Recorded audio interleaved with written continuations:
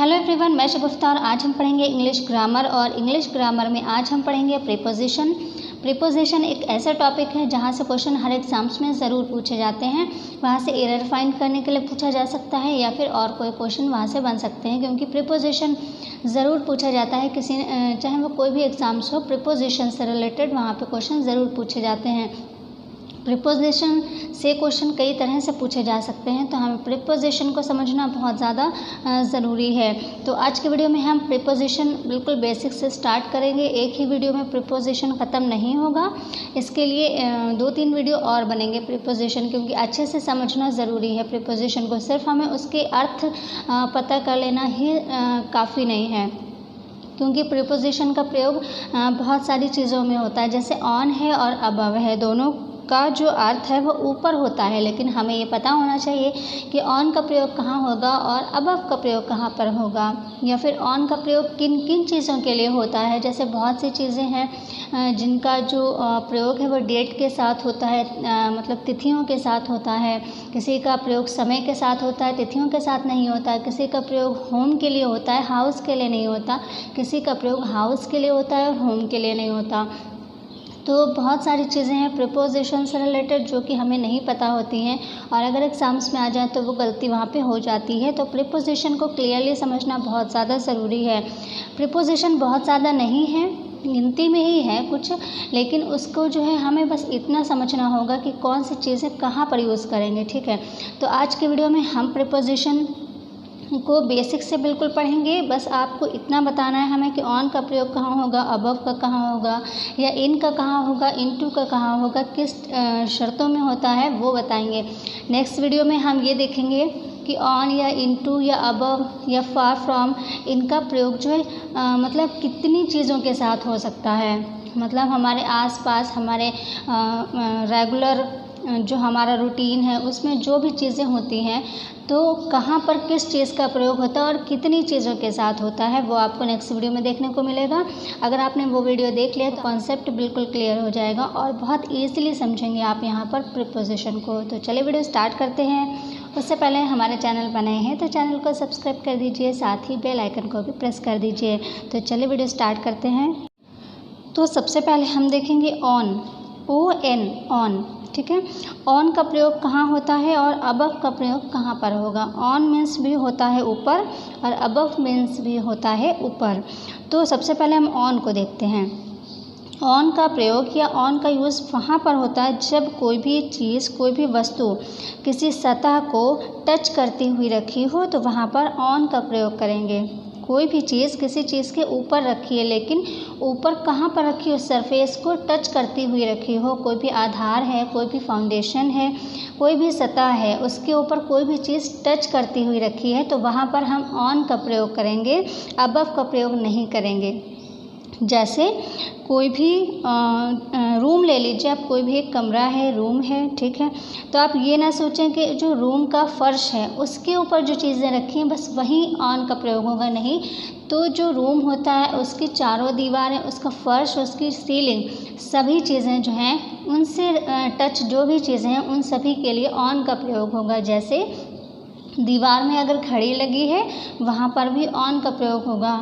छत में पंखा अगर लगा है तो पंखे के लिए भी क्या होगा, ऑन का प्रयोग होगा। ठीक है, the fan on the ceiling, तो यहाँ पर भी ऑन का प्रयोग होगा। कोई चीज़ फर्श पर है रखी हुई, उसके लिए भी ऑन का प्रयोग होगा। मतलब ये है कि सतह पर टच होती हुई जो है कोई भी चीज़ अगर रखी है, कोई भी वस्तु है, तो उसके लिए ऑन का प्रयोग होगा। सतह का मतलब ये नहीं हो सकता कि सतह जो है नीचे ही हो। खड़ी दीवार जो है वो भी एक सतह होती है, अगर उससे कोई चीज़ टच है, जैसे घड़ी दीवार पर लगी हुई है तो वो भी टच है दीवार को और वो उसकी सतह है। छत है वो भी एक, अगर उससे टच है कोई चीज़ तो वो इसमें जो है एक सतह है। जैसे छत में भी अगर कोई बल्ब लगा है तो या पंखा लगा है तो वो छत में टच है। ठीक है, छत से टच में है, तो क्या है, हम वहाँ पर ऑन का प्रयोग करेंगे। तो आई थिंक आप समझ गए होंगे, चाहे कोई भी सतह हो, चाहे वो टेबल हो, मैट हो, कुछ भी हो, उसके ऊपर अगर कोई चीज़ है और वो टच करती हुई है तो वहाँ पर हम करेंगे ऑन का प्रयोग। ठीक है, अब हम देखते हैं अबव का प्रयोग कहाँ करेंगे। अबव का प्रयोग हम वहाँ पर करेंगे जहाँ पर कोई भी चीज़ सतह को टच करती हुई ना हो। जैसे पतंग उड़ रही है, ठीक है, आकाश में पतंग उड़ रही है, तो वो किसी भी सतह को टच करती हुई नहीं है, बट ऊपर है, ठीक है, हमसे ऊपर है, तो हम वहाँ पर अबव का प्रयोग करेंगे क्योंकि वो हमसे या किसी भी चीज़ से टच नहीं है। या फिर पक्षी उड़ रहे हैं, आकाश में उड़ रहे हैं, तो वो किसी चीज़ को टच नहीं कर रहे हैं, ठीक है। पेड़ पर जब बैठे होंगे तो हम ऑन का प्रयोग करेंगे क्योंकि वो पेड़ को टच कर रहे हैं, लेकिन क्या करेंगे जब वो उड़ रहे हैं तो क्या है कि वो हमारे ऊपर तो हैं लेकिन वो किसी चीज़ को टच नहीं है, तो वहाँ पर हम करेंगे अबव का प्रयोग। ऑन का प्रयोग वहाँ जहाँ पर चीज़ें सतह से टच होती हैं वहाँ पर, और अबव का प्रयोग वहाँ पर करेंगे जहाँ पर कोई भी चीज़ें, कोई भी वस्तु किसी सतह को टच ना करती हो, वहाँ पर अबव का प्रयोग करते हैं। और अबव का प्रयोग वहाँ पर भी करते हैं जहाँ पर बहुत ज़्यादा हाईली ऊंचाई दिखाई जा रही हो, वहाँ पर भी अबव का प्रयोग करते हैं। या फैली हुई चीज़ों में, ठीक है, जैसे आकाश है, फैला हुआ है, पूरा विस्तार है उसका, और वहाँ पर कोई चीज़ें उड़ रही हैं, जैसे पतंग उड़ रही है या पक्षी उड़ रहे हैं, तो वहाँ पर भी अबव का प्रयोग करते हैं। बहुत ज़्यादा ऊंचाई के लिए भी अबव का प्रयोग करते हैं। तो नेक्स्ट हमारा प्रपोजिशन है इन। इन मीन्स होता है में, कोई भी चीज़ मतलब इन लगाते हैं मतलब में, ठीक है। और एट मीन्स भी होता है मैं, तो इन मीन्स भी में, एट मीन्स भी होता में। तो इन का प्रयोग हम कहाँ करते हैं? इन का प्रयोग हम वहाँ करते हैं जब हम इन की बात करते हैं तो एक पर्टिकुलर चीज़ या जगह की बात करते हैं, ठीक है। जैसे कोई भी चीज़, जैसे एक बॉक्स है, उसमें एक बिल्ली बैठी हुई है, ठीक है, तो बिल्ली कहाँ बैठी है? एक बॉक्स में बैठी है, तो हम उसके लिए इन का प्रयोग करेंगे क्योंकि वो एक पर्टिकुलर चीज़ के अंदर है, ठीक है, तो उसका पता चल रहा है कि हाँ वो एक पर्टिकुलर चीज़ है, उसका बिल्कुल लोकेशन क्लियर है, ठीक है, तो वहाँ पर हम इन का प्रयोग करते हैं। जब हम इन की बात करते हैं तो एक पर्टिकुलर चीज़ या जगह की बात करते हैं। जैसे they are in the room, they are in the room, वे कमरे में हैं, ठीक है, कहाँ है?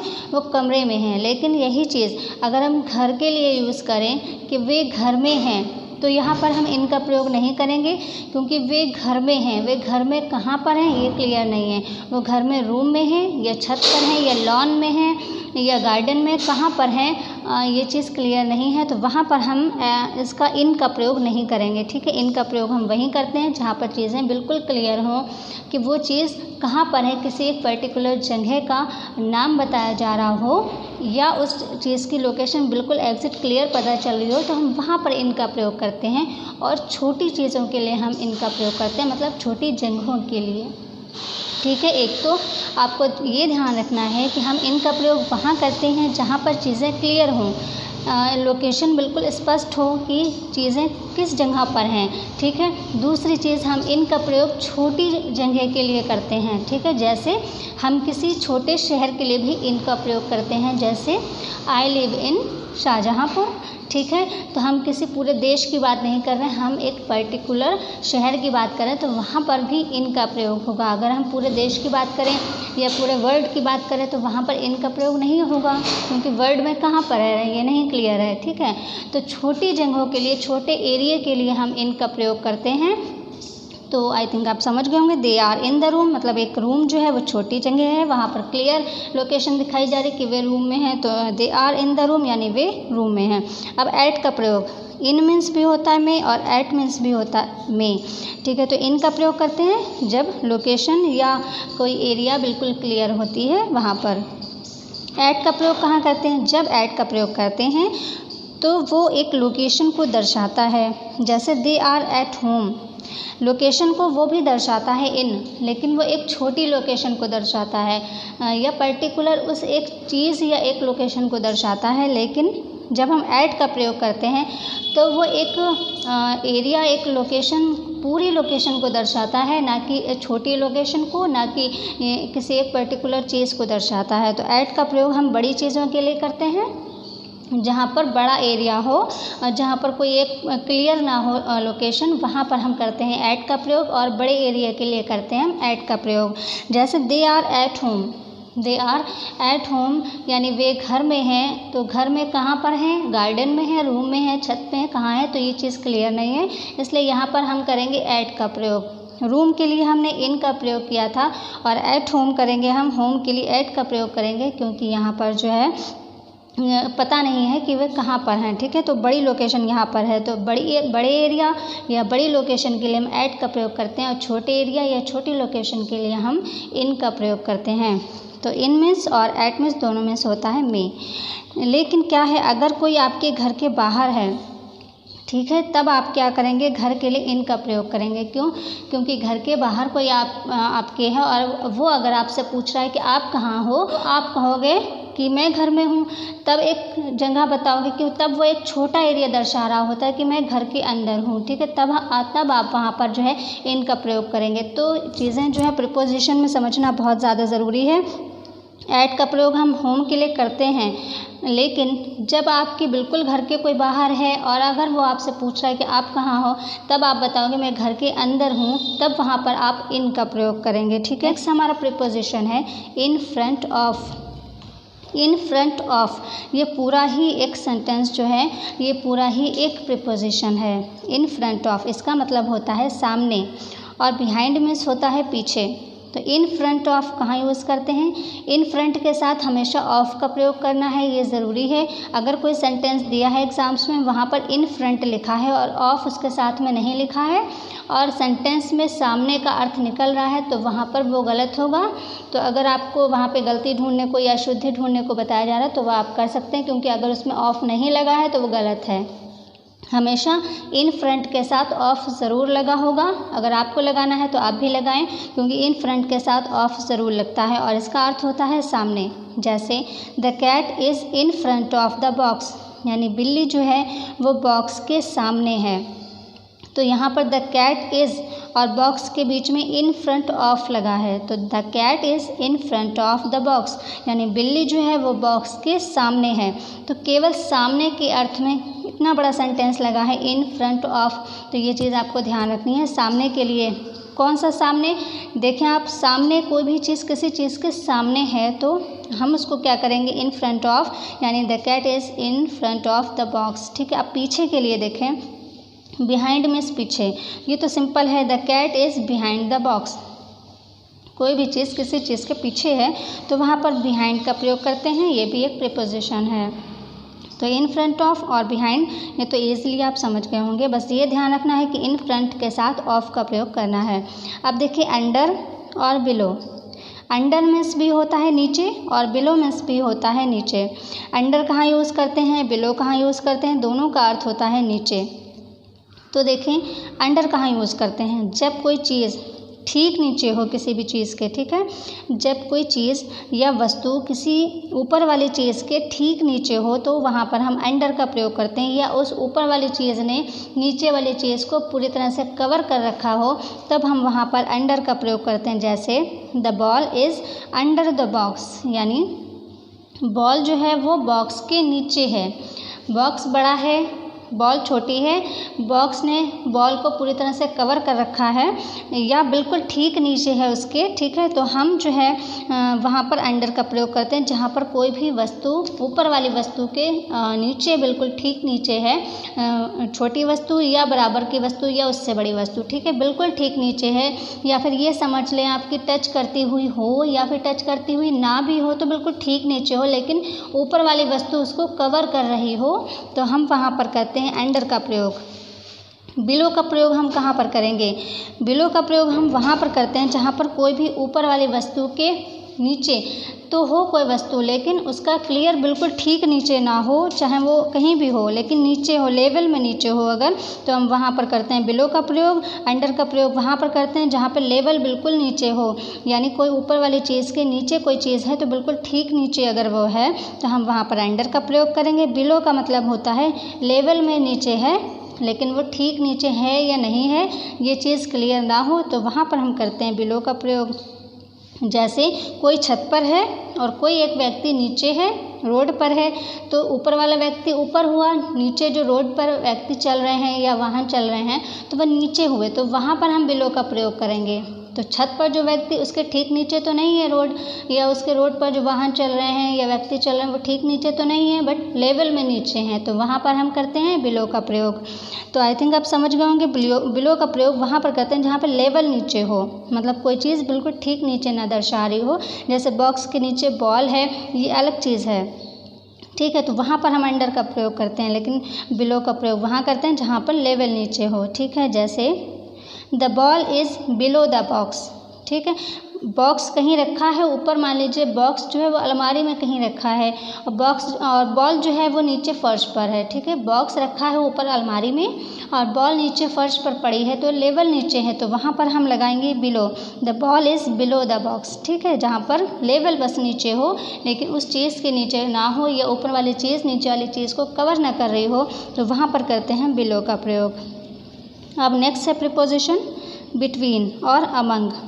बिटवीन मीन्स होता है दो वस्तुओं के बीच में, और अमंग का प्रयोग होता है वहाँ पर जहाँ पर दो से अधिक चीज़ों के बीच में कोई वस्तु है, वहाँ पर अमंग का प्रयोग करते हैं। दोनों का मतलब होता है बीच में, लेकिन बिटवीन होता है दो वस्तुओं के बीच में, लेकिन अमंग का मतलब होता है दो से अधिक के बीच में, ठीक है। जैसे भीड़ में, कोई भीड़ है, ठीक है, भीड़ में कोई व्यक्ति है, तो वहाँ पर अमंग का प्रयोग करेंगे, यानी बहुत सारे लोगों के बीच में एक व्यक्ति है, ठीक है। वहाँ पर बीच का अर्थ ये नहीं निकल रहा होता है कि बिल्कुल बीच सेंटर में है, वहाँ पर बीच का मतलब ये सेंटर नहीं निकल रहा होता है, वहाँ पर ये मतलब है कि इतनी भीड़ के बीच में एक ये व्यक्ति भी है, ठीक है। लेकिन बिटवीन का मतलब ये होता है कि दो वस्तुओं के बीच वाली जो वस्तु होती है, यानी सेंटर वाली, वहाँ पर बिटवीन का प्रयोग करते हैं। जैसे 3 बॉक्स हैं रखे हुए, बीच में लाल बॉक्स है, एक तरफ हरा है, एक तरफ काला है, तब हम वहाँ पर लिखेंगे the red box is between black and yellow box, यानी कि जो लाल वाला बॉक्स है वो हरे और काले बॉक्स के बीच में है, यानी दो चीज़ों के बीच में है लाल वाला बॉक्स, इसलिए वहाँ पर बिटवीन का प्रयोग करेंगे। अमंग का प्रयोग कहाँ करेंगे? The cat is sitting among the boxes, यानी बॉक्सेस लगा है, दो से अधिक चीज़ों के लिए हम करते हैं अमंग का प्रयोग। देखें बिल्ली जो है वो बहुत सारे बॉक्सेस जो हैं उनके बीच में बैठी है, अब ज़रूरी नहीं है वो सेंटर में बैठी है, वो साइड में भी हो सकती है, लेकिन वहाँ पर हम यही कहेंगे कि बिल्ली जो है वो बॉक्सेस के बीच में बैठी है, ठीक है, तो वहाँ पर हम करते हैं अमंग का प्रयोग। नेक्स्ट है नियर और फार फ्रॉम। नियर मीन्स होता है पास और फार फ्रॉम मीन्स होता है दूर। फार मीन्स होता है दूर, लेकिन जो है जब हम इसको सेंटेंस में प्रयोग करते हैं तो इसके साथ में फ्रॉम ज़रूर लगाना चाहिए। जैसे इन फ्रंट के साथ में ऑफ लगाया था, उसी तरह से फार के साथ में फ्रॉम लगेगा जब इसका हम सेंटेंस में प्रयोग करते हैं। वैसे फार मीन्स होता है दूर, लेकिन जब इसका सेंटेंस में प्रयोग करेंगे तो हम लगाएंगे फार के साथ में फ्रॉम, यानी फार फ्रॉम पूरा लिखेंगे तब एक सही प्रीपोजिशन होगा। तो फार फ्रॉम मीन्स होता है दूर, नियर मीन्स होता है पास। तो the ball is near the box, यानी गेंद जो है वो बॉक्स के पास में है। बिल्कुल पास में जब कोई चीज़ होती है, बिल्कुल चाहे वो टच करती हुई हो चाहे वो टच करती हुई ना हो, मतलब बिल्कुल पास में अगर कोई चीज़ है तो वहाँ पर हम नियर का प्रयोग करते हैं। फार फ्रॉम मतलब दूर, कोई भी चीज़ जो है किसी चीज़ से दूर है अगर, तो वहाँ पर फार फ्रॉम। जैसे बॉक्स जो है, यहाँ पर देखें बॉक्स और बॉल जो है काफ़ी दूर हैं, तो यहाँ पर हम फार फ्रॉम का प्रयोग करेंगे। The ball is far from the box, यानी जो है गेंद बॉक्स के दूर है, ठीक है। तो फार फ्रॉम मिस होता है दूर और नियर मिस होता है पास। तो इसका कोई ऐसा वो नहीं है कि आप समझ ना पाएँ, तो पास में अगर कोई चीज़ दर्शाया जा रहा है तो वहाँ पे नियर कर देंगे, दूर के लिए फार फ्रॉम लगा देंगे। तो इसमें ऐसा कुछ नहीं है जिसमें कन्फ्यूज़न हो, ठीक है। फिर नेक्स्ट है, अभी तक क्या था कि हम किसी चीज़ स्थिर चीज़ों के बात कर रहे थे, जो चीज़ें स्थिर हैं हम उनके बारे में बात कर रहे थे कि वो स्थिर हैं, ठीक है। तो वहाँ पर क्या प्रयोग, अब हम गतिमान चीज़ों की बात करेंगे, जो चीज़ें मूवमेंट में हैं, गतिमान हैं, उनकी बात करेंगे। अक्रॉस की बात करेंगे और थ्रू की बात करेंगे। अक्रॉस मीन्स होता है इस पार से उस पार, थ्रू का मतलब होता है उस पार से इस पार से उस पार, दोनों का मतलब होता है इस पार से उस पार। लेकिन कहाँ पर हम अक्रॉस लगाएंगे, कहाँ पर हम थ्रू लगाएंगे, ये चीज़ आपको समझना है। ये गतिमान चीज़ों के लिए है, ये भी आप समझें। तो अक्रॉस मीन्स इस पार से उस पार, थ्रू मतलब भी होता है इस पार से उस पार। जैसे एक पेपर पर हम एक लाइन खींचें, तो कोई पेपर है उस पर हम लाइन खींचें तो एक तरफ से दूसरी तरफ तक जो हम लाइन खींचेंगे तो हम वहाँ पर करेंगे अक्रॉस का प्रयोग, क्योंकि हमने उस चीज़ को पार नहीं किया है, उस चीज़ के से जंप लगाकर या कहीं किसी चीज़ को अलग नहीं हुए हैं उससे, उसी पर हमने एक लाइन खींची, बस एक तरफ से दूसरी तरफ हमने एक लाइन खींच दी है अगर किसी पेपर पर, तो वहाँ पर हम अक्रॉस का प्रयोग करेंगे। जैसे I drew A line across the paper, जैसे कोई भी एक पेपर है या कोई नदी है, मान लीजिए एक पुल है, तो पुल के एक किनारे से दूसरे किनारे पर अगर हम पहुंच जाएं तो हम वहां पर करेंगे अक्रॉस का प्रयोग। हमने वहां पर उस चीज़ को पार नहीं, मतलब उस चीज़ को हमने बीच में, मतलब एक सिरे से दूसरी तरफ अगर हम चल कर ना जाएं, ऐसे ही जंप लगा जाए तो हम वहाँ पर अक्रॉस का प्रयोग नहीं करेंगे। लेकिन अगर हम चल कर जा रहे हैं, उस चीज़ को पूरा एक पार कर रहे हैं, तो हम करेंगे अक्रॉस का प्रयोग। थ्रू का प्रयोग कहाँ पर करेंगे? कोई भी एक चीज़, गतिमान चीज़, ठीक है, यहाँ पर था पेपर पर एक लाइन खींची जा रही, तो पता है कि पेपर पर ही लाइन खींची जाएगी, उससे बाहर पेंसिल नहीं जाएगी, उससे बाहर पेपर पर ही लाइन खींचेंगे, उससे बाहर कहाँ लाइन खींचेंगे, ठीक है। लेकिन थ्रू का प्रयोग ये करते हैं, जैसे कोई ट्रेन है वो पहले से चली आ रही है, ठीक है, बीच में एक टनल पड़ा यानी सुरंग पड़ी, उससे भी होकर वो गुजरी, फिर वो आगे चली गई, फिर वो गतिमान ही है, ठीक है, तो उसने बीच में टनल को जो है पार किया, तो वहाँ पर हम थ्रू का प्रयोग करेंगे, वहाँ पर हम थ्रू का प्रयोग करेंगे, क्योंकि वो पहले से भी चलती हुई आ रही, बीच में पड़ा टनल और फिर वो चलती हुई जा रही है, तो वहाँ पर हम करेंगे थ्रू का प्रयोग। हालांकि उसने चलते हुए ही पार किया, ठीक है। लेकिन यहाँ पर क्या होता है, इसमें अक्रॉस में यहाँ पर क्या होता है, जैसे पेपर पर एक लाइन खींचें तो वो पेपर पर ही लाइन खींचेंगे, उसी एक किनारे से दूसरे किनारे तक खींचेंगे हम, उससे बाहर कहाँ जाएंगे, या उससे पहले से हम नहीं खींच रहे होते हैं लाइन, तो वहाँ पर हम करते हैं अक्रॉस का प्रयोग। और थ्रू का प्रयोग हम वहाँ पर करते हैं जहाँ पर कोई चीज़ किसी चीज़ में से गुजर कर उस पार जाती है, तो वहाँ थ्रू का यूज़ करते हैं। जैसे कोई खिड़की है तो अंदर से अगर एक बॉल खिड़की के बाहर फेंकेंगे तो वहाँ पर थ्रू का प्रयोग करेंगे, ठीक है। ट्रेन जो है टनल को पार करती हुई जा रही है, तो वहाँ पर भी हम थ्रू का प्रयोग करेंगे। जैसे देखें, the car went through the tunnel, the car went through the tunnel. तो आई होप समझ गए होंगे आप कि हम थ्रू का प्रयोग कहाँ करते हैं, अक्रॉस का प्रयोग कहाँ करते हैं। जैसे नदी के पुल पर अगर हम एक तरफ से पुल पर हम चढ़ना शुरू करें, दूसरे तरफ या दूसरे छोर पर पहुंच जाएंगे, तो वहाँ पर हम अक्रॉस का प्रयोग करेंगे, ठीक है। लेकिन हम जैसे कोई डॉग है या कोई कैट है तो किसी दीवार पर जंप लगा के उस पार जा रही है, तो वहाँ पर हम करेंगे थ्रू का प्रयोग। फिर नेक्स्ट हमारा प्रीपोजिशन है अलोंग और अराउंड। अलोंग मीन्स होता है सीधे जाने के लिए, अलोंग होता है सीधे जाने के लिए, और अराउंड होता है घूम कर जाने के लिए।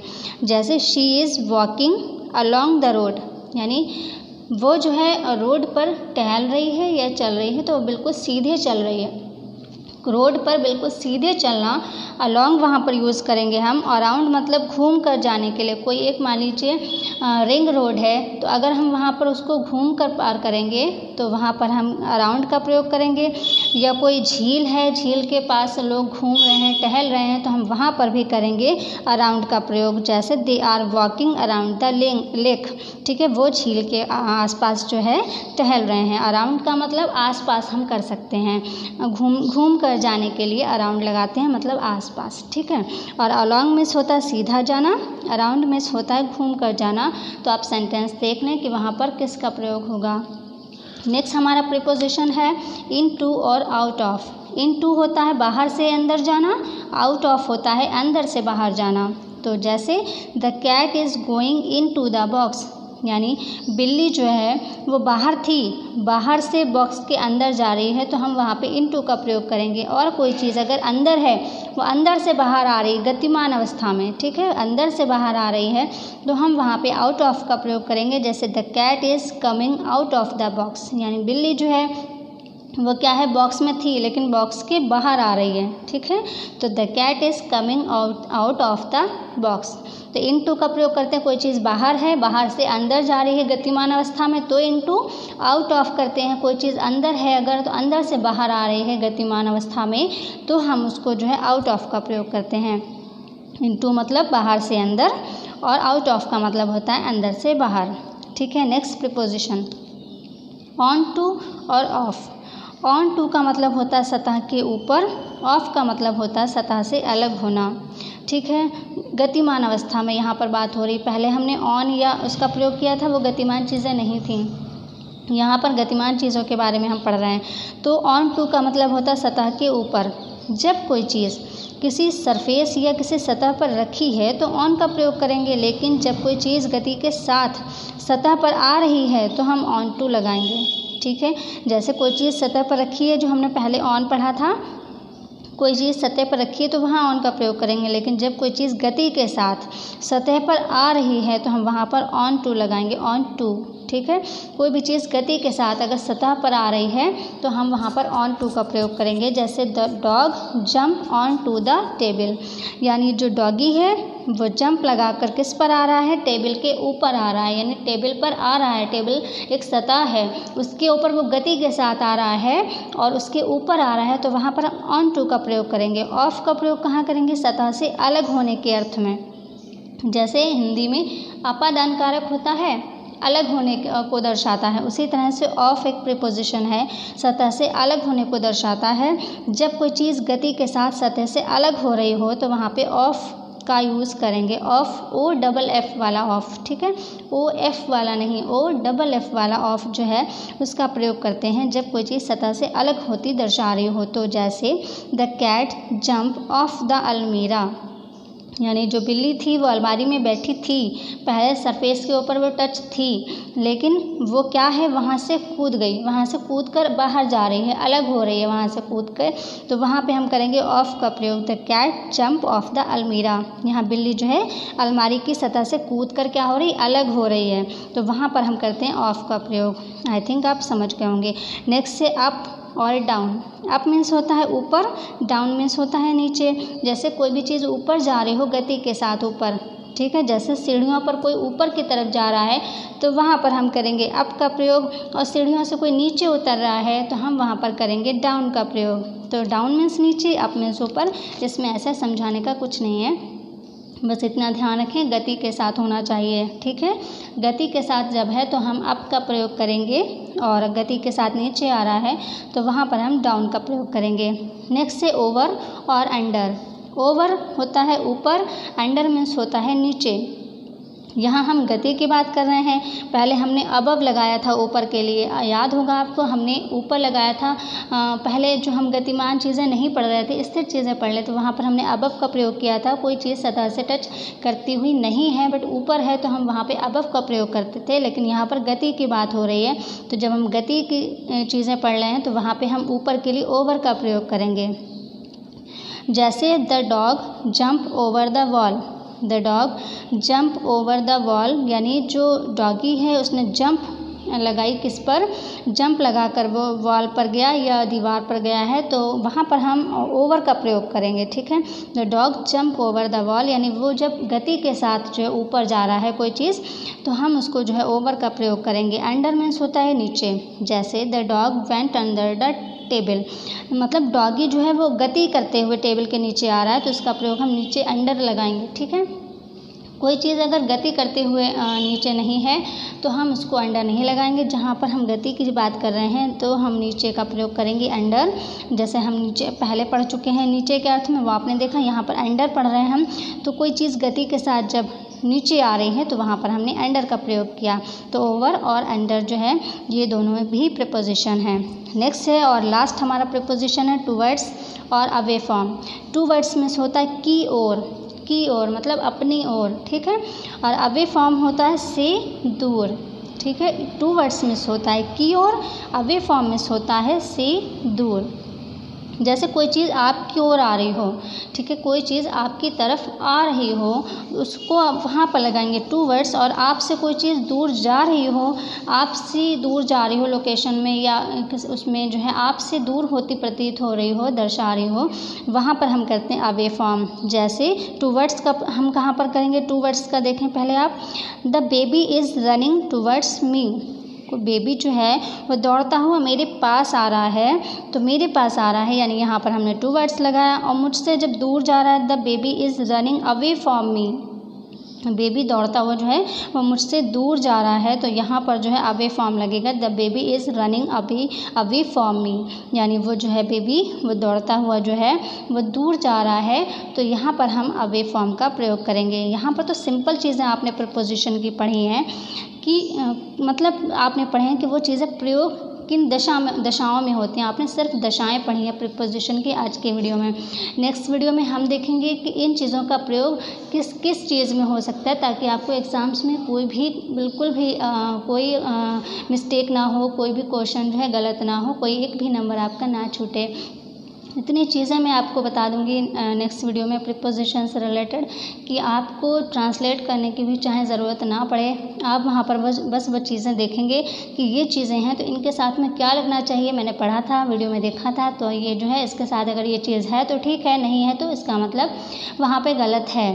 तो आपको मैं इतनी चीज़ें बता दूँगी नेक्स्ट वीडियो में, मतलब टोटली सब चीज़ें बता दूँगी मैं आपको कि प्रीपोजिशन, कौन सा प्रीपोजिशन कितनी चीज़ों के साथ यूज़ होता है और कितनी चीज़ों के साथ कौन सा प्रीपोजिशन लगता है। ये सारी चीज़ें आप नेक्स्ट वीडियो में देखेंगे।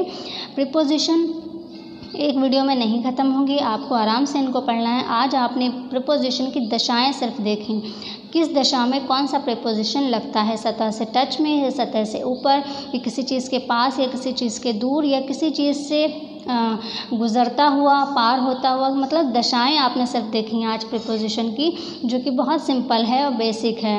इसको प्रयोग कहाँ पर करना है, मेन चीज़ ये है, क्वेश्चन वहाँ से बनते हैं और यहाँ से भी क्वेश्चन बनते हैं। मान लीजिए इनटू और आउट ऑफ में दिया है, आपको नहीं बताएगा तो जो है थोड़ा सा जो है वहाँ पर हो जाता है। तो आज के वीडियो को भी आपको समझना ज़रूरी है, लेकिन नेक्स्ट वीडियो में आप टोटली समझ जाएंगे कौन सा प्रीपोजिशन दुनिया में कितनी चीज़ों के साथ में यूज़ होता है। वो सारी चीज़ें आप नेक्स्ट वीडियो में देख पाएंगे। और तो बने रहें बस चैनल पर, आपको यहाँ पर सब कुछ मिलेगा, बहुत इजी भाषा के साथ मिलेगा। ये नहीं है कि आपको इंग्लिश ग्रामर पढ़ाई जा रही तो बहुत टफ कर दें तो आप समझ ही ना पाएँ। आपको हिंदी में ही पूरी इंग्लिश ग्रामर पढ़ाई जाएगी यहाँ पे। बस चैनल पर बने रहें, वीडियो को शेयर करें, वीडियो अच्छा लगे तो लाइक ज़रूर करें। मिलते हैं नेक्स्ट वीडियो में, तब तक के लिए टेक केयर एंड